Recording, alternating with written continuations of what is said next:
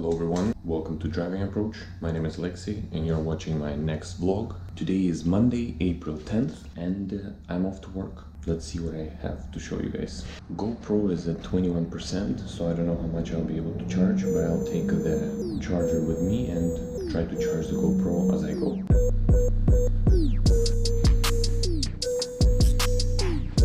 Waiting for the elevator.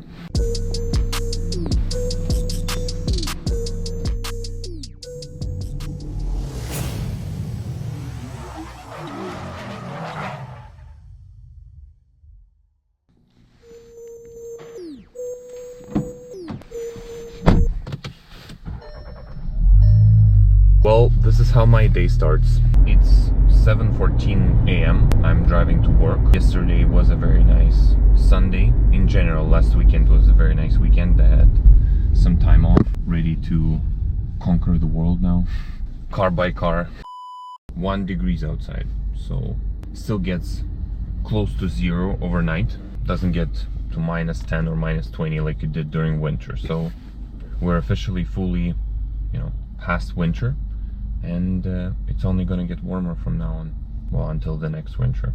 GoPro is at 12%. I don't know if I said that or not, so I might not be able to tune in again, and I might be able to film something only after I'll be able to charge it. So stay tuned.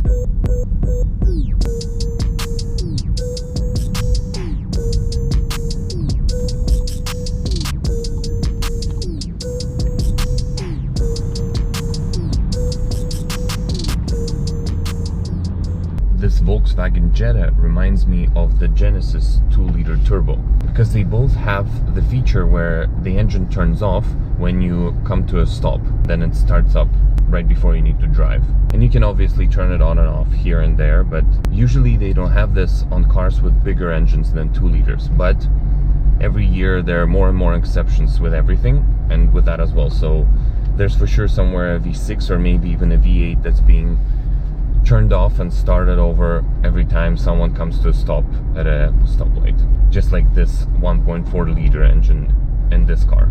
It just reminded me of the Genesis, so wanted to point that out. I had a chance to read the magazine that I bought yesterday a little bit. I read about the new Bugatti CEO.